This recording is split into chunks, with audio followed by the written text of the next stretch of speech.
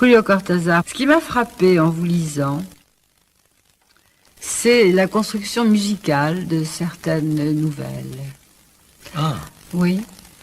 Par exemple, Mademoiselle Cora, qui est dans Tous les feux, le feu. Hein? Oui. C'est comme une fugue à plusieurs voix. Tiens, j'avais pas pensé à ça d'une façon aussi structurée. Quand vous avez parlé de la présence de la musique dans mes textes... D'abord, il y a la mélodie de la phrase. Oui, c'est ça. C'est ça, justement. Il y a la construction aussi. Oui, pour la construction, je suis moins sûr, parce que c'est une chose à laquelle je ne pense pas de façon consciente quand je travaille. Par contre, le rythme du déroulement des phrases et de la nouvelle dans son ensemble. Du choix des nouvelles pour un recueil aussi. Oui, aussi, oui. Tout ça, c'est capital pour moi. Par exemple, vers la fin de mes nouvelles, le rythme des dernières phrases a pour moi une importance aussi grande que le sens. C'est-à-dire que je pense que le sens le plus profond de la nouvelle découle du rythme que ces phrases ont. Voilà pourquoi je suis toujours inquiet quand il s'agit de traduction, parce que j'ai toujours peur que le traducteur brise et coupe le rythme. Ce qui explique votre fidélité à votre traductrice, qui ne vous trahit pas. Non, bien sûr, et il n'y a pas qu'elle, j'ai des très très bons traducteurs un peu partout, et dans les langues que je connais, je peux quand même juger leur travail. Bien sûr, quand je reçois une édition en polonais, je ne fais que la mettre dans ma bibliothèque, hélas. Et vous regardez ça et vous dites que je parle bien le polonais quand même. Je voudrais bien, oui. C'est non, une mais langue merveilleuse. Vous ne trouvez pas que ce que je disais de Mademoiselle Cora, c'est vrai ?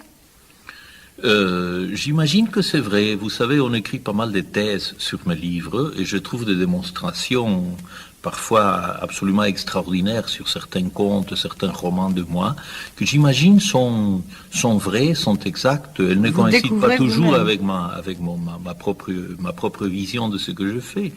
Mais c'est que j'ai toujours travaillé d'une façon très très intuitive et la raison vient en boitant un peu derrière. Elle arrive toujours en deuxième lieu chez moi.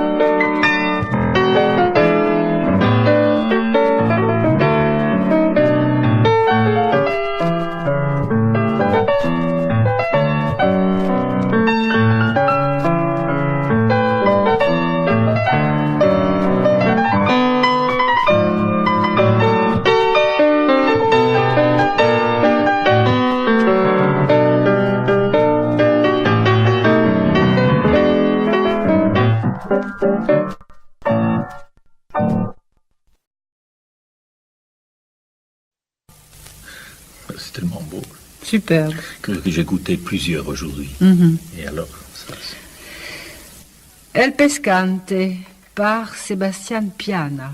Mhm.